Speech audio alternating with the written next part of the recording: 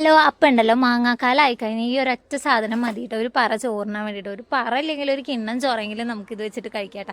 കുറേ മാങ്ങ ഉണക്കി വെച്ചിട്ടുണ്ടായിരുന്നില്ല. ആ ഉണക്ക മാങ്ങ കൊണ്ട് അച്ചാറുണ്ടാക്കാൻ പോവാണ്. അതിന് ഇഞ്ചി, വെളുത്തുള്ളി, പച്ചമുളക് ഇതൊന്ന് ക്രഷ് ചെയ്ത് വെച്ചിട്ടുണ്ട്. നല്ലൊരു ചീനച്ചട്ടി, അടി കട്ടിയുള്ള നല്ലൊരു ചീനച്ചട്ടി എടുത്ത് വെച്ചിട്ട് അതിലേക്ക് കുറച്ച് വെളിച്ചെണ്ണയാണ് കേട്ടോ ഞാനിവിടെ എടുക്കുന്നത്. ഇവിടെ നല്ലെണ്ണയുടെ ചുവ എനിക്കിഷ്ടമില്ല, അതുകൊണ്ടാണ് വെളിച്ചെണ്ണ എടുത്തത്. എന്നിട്ട് കടുക് പൊട്ടി വരുന്ന സമയത്ത് കുറച്ച് ഉലുവയും പൊട്ടിച്ചെടുക്കുന്നുണ്ട് കേട്ടോ. അതിലേക്ക് നമ്മൾ ഈ ഇഞ്ചി, വെളുത്തുള്ളി, പച്ചമുളക് അടിച്ച് വെച്ചിട്ടുണ്ടായിരുന്നില്ലേ, അതും കൂടി എടുത്തിട്ടിട്ടുണ്ട്. പിന്നെ നല്ല എരിവുള്ള മുളകാണ് എടുക്കുന്നത്. നമ്മൾ മില്ലിൽ നിന്ന് തന്നെ പൊടിപ്പിച്ച് വെച്ചിട്ടുള്ള മുളക് പൊടിയാണ് എടുക്കുന്നത്. പിന്നെ ഒരു കളറിന് വേണ്ടിയിട്ട് കുറച്ച് കാശ്മീരി മുളക് പൊടി ഇട്ടിട്ട് ഒന്നത് മൂക്കും, കുറച്ച് മഞ്ഞൾപ്പൊടി ഇട്ടിട്ടുണ്ടായിരുന്നേ. എന്നിട്ട് ഇതൊന്ന് മൂത്ത് വരാൻ വേണ്ടിയിട്ട് ഒന്ന് അങ്ങോട്ടും ഇങ്ങോട്ടും ഇട്ട് വഴറ്റി. എന്നിട്ട് ഞങ്ങളുടെ ഇവിടെ വിനാഗിരി, സുർക്കാന്ന് സാധാരണ പറയാം, വിനാഗിരി ഉണ്ടല്ലോ, അതെടുത്തിട്ട് കുറച്ച് ഒഴിച്ചു കൊടുത്തിട്ടുണ്ടായിരുന്നു. ഒരു പുളിപ്പിനെ അതുപോലെ കേട് വരാതിരിക്കാനൊക്കെ നല്ലതാണ്.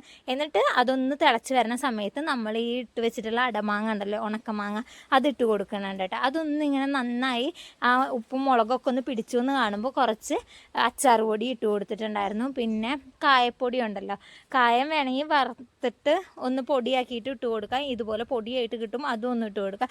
എന്നിട്ട് നന്നായി ഒന്ന് ഇളക്കി കൊടുത്തു കേട്ടോ. ഇത് എത്ര ദിവസം വേണമെങ്കിലും ഇരിക്കും കേട്ടോ. അപ്പം നല്ല ടേസ്റ്റ് ഉണ്ടായിരുന്നു.